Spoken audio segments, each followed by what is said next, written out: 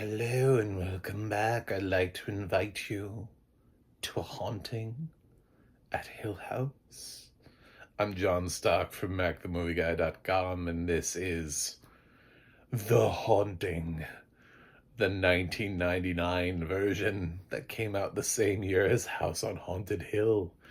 We were really loving Hill House in 1999. This is PG-13 though. It's directed by Jan De Bont, or if you really want to go hard on his name, Jan De Bont. I think is how he actually would like for you to pronounce his name. And he famously directed Speed and Twister. So the 90s were good to him as a director. And he followed this up for Dreamworks with an adaptation, a look at the Hill House. I want to say franchise, but he didn't know it was going to be like there were going to be so many Hill House things. This is sort of like in the middle. Like we'd been to Hill House before, like Vincent Price had done this, but we also would be there later. I'd love to know like the video, like the competition between this and House on Haunted Hill. Like what was the rush? To who beat who? Like those things are always really interesting to me when you have two competing projects that are basically trying to do very similar things. So yeah, this has audio description. That's a Paramount Plus. So if you have Paramount Plus right now, you can watch The Haunting on there. Should you choose. It's got Liam Neeson. He plays a man with a very particular set of skills that he's... Wait, no, he doesn't. He just plays a dude with no discernible skill set whatsoever. This is great. This is the 90s Liam Neeson, when Liam Neeson just was offered regular roles before. So nice. So nice to have him back, where he doesn't really know what to do or how to solve a problem. He's just a guy. It's just delightful. We've also got Catherine Zeta-Jones. This is, she's on the rise. This is her moment. She's having a moment in her career. This is peaking for her.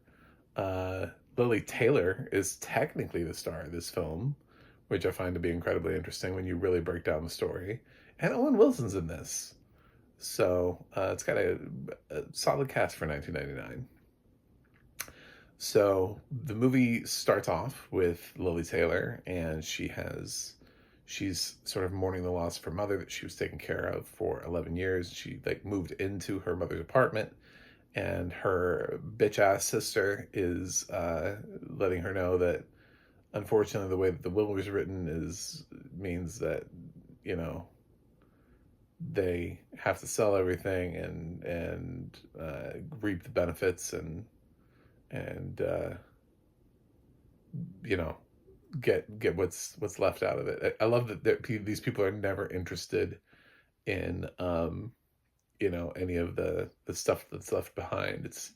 There's always just some extremely cold person, and she's there with her extremely asinine husband and her just really shitty child who just is screaming to be, I don't know, please trip down some stairs.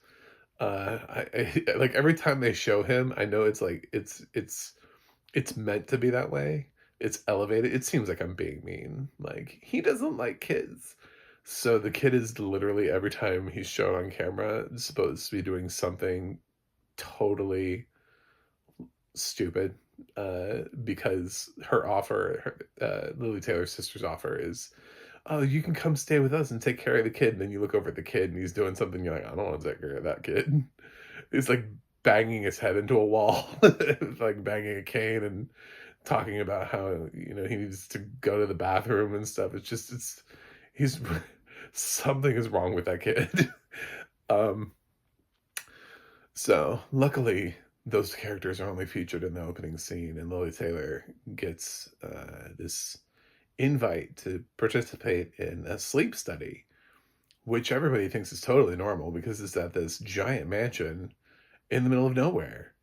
So only 3 people were chosen for the study, which makes no sense, but they're like, "Okay, cool. Um, huh, this is interesting." So, so Lily Taylor goes out there and she meets the doctor, the good doctor, played by Liam Neeson, and her other insomniacs are going to be Catherine Zeta-Jones and Owen Wilson, and they're going to explore their sleeplessness in this giant, empty, gothic house, which makes no sense. But they're there, so when in Rome. Um, uh, Catherine Zeta-Jones's character is I don't know. It's hard to put like a full read on her. She's a little randy. You know what I'm saying? She's a little frisky in the beginning. She's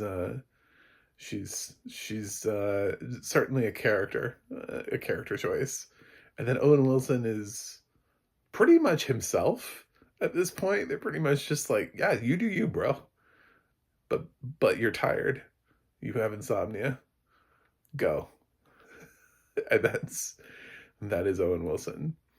And obviously things get weird and things go up in the night and they investigate and things are written on walls and paintings. They do the thing where the paintings are watching them, and just a whole bunch of like really weird, disturbing things happen throughout the film, and they have weird dreams when they do fall asleep, and or they sort of maybe like daydream,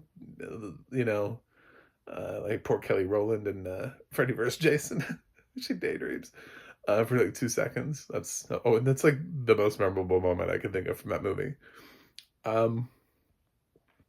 So it's like that. This one has got those vibes to it, but it's PG-13, so there's really not a lot of gore. Jump scares are scarce. Everything, it's very slow for a Jan De Bont film. The guy who brought us Speed and Twister, this is really slow. Of the two films, I'm really hoping I can also see House on Haunted Hill with audio description, because that's actually the film I like more.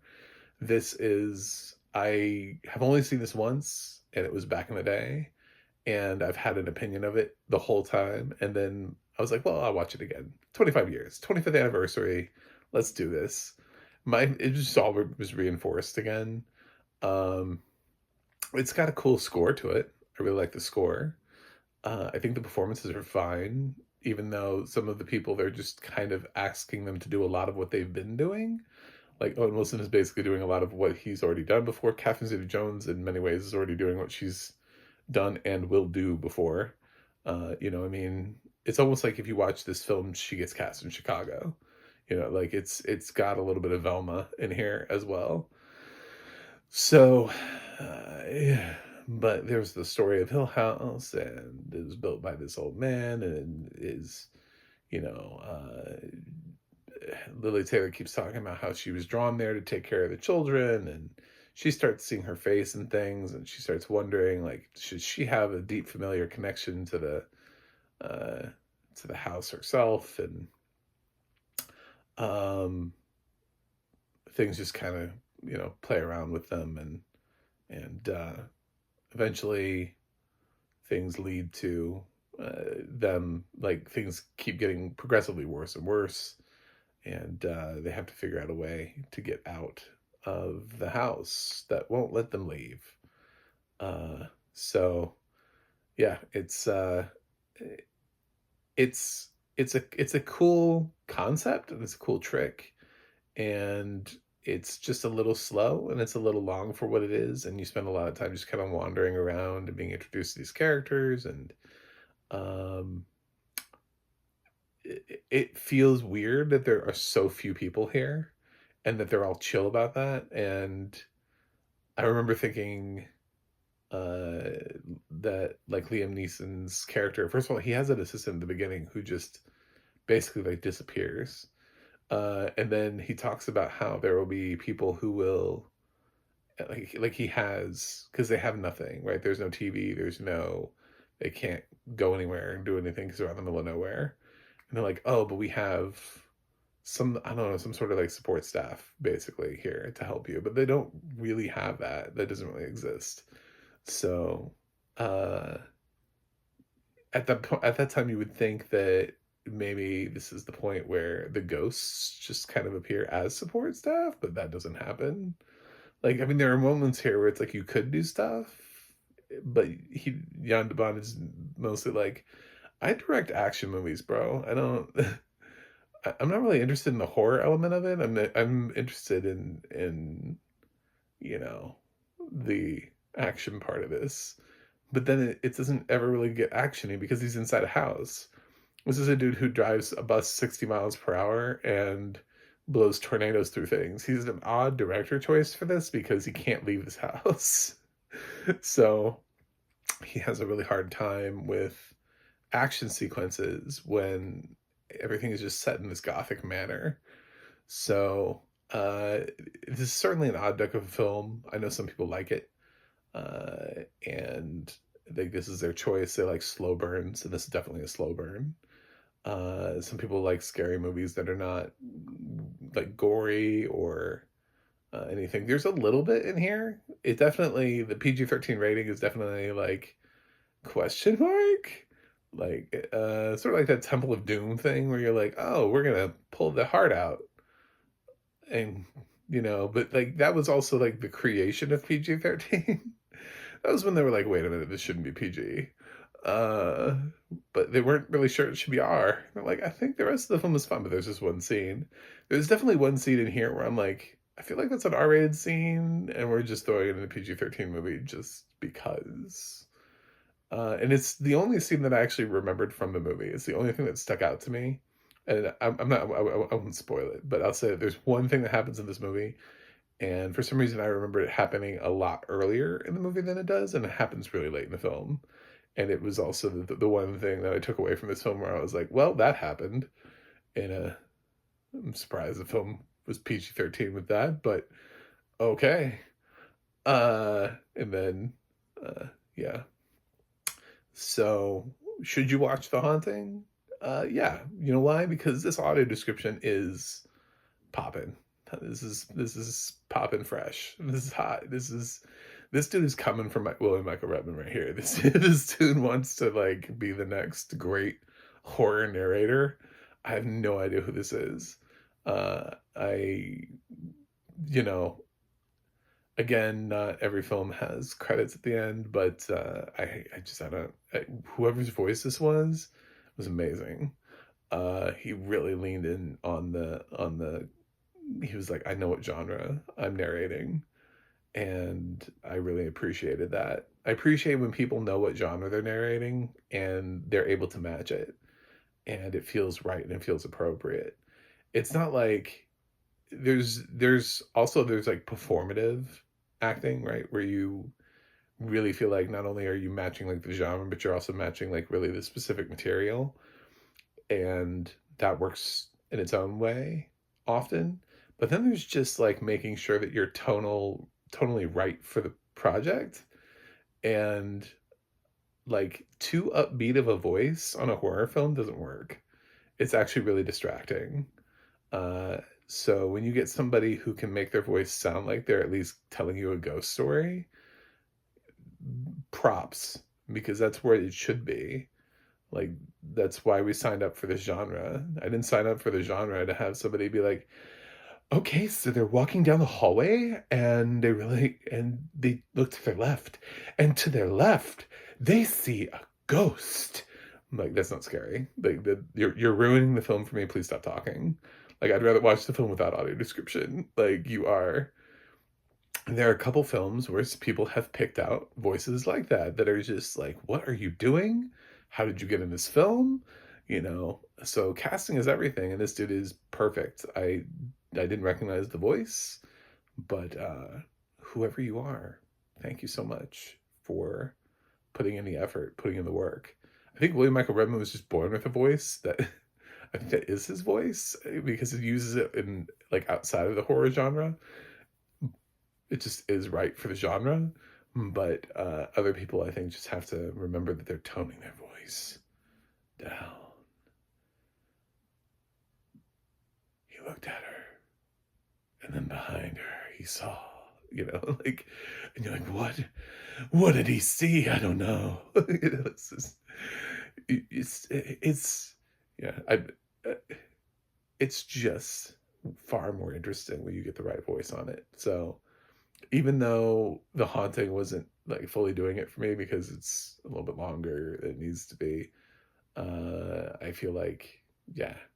Audio description wise, I feel like this is a film that benefits from the description of the house. I mean, we spend so much time in it where we're just like looking around, like poking around in this house. And they're surprisingly like nothing's really happening. Like it's very like you're waiting for something to happen. That building that house and building that look and building that feel and building that vibe, I would say that they do that fairly well. I'm not gonna give it like a 10 out of 10. I'll give it like a 7, in terms of helping to build the world. But it's pretty strong. I don't know if it could be stronger, but that would be during those earlier moments when nothing's really happening and they're just kind of like looking around and you're like, oh, okay. Well, there was like a point where Lily Taylor has these spikes on her bed, right? And they're brought up later on, but we've seen her bed before. And I was like, did they bring up the spikes before? I don't think so.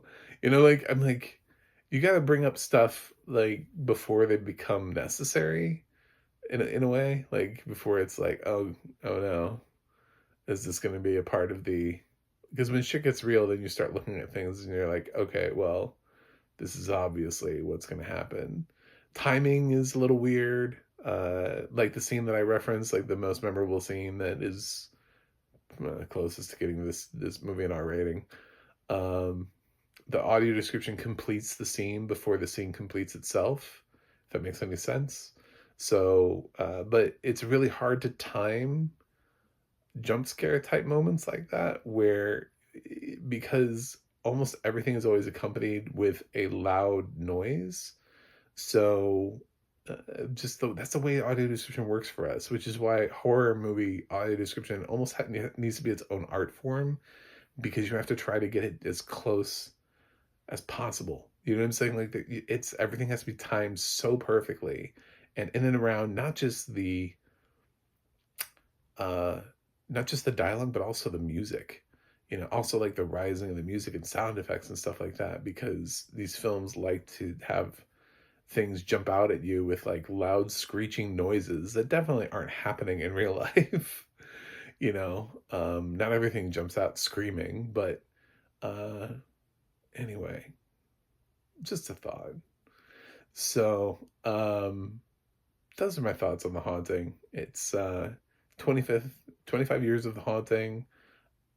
I don't know if it's standing the test of time. That would be a question mark. I feel like there's the definite interest in Hill House stuff. So, and this is a different take on Hill House. So if you've seen, for example, Mike Flanagan's series adaptation,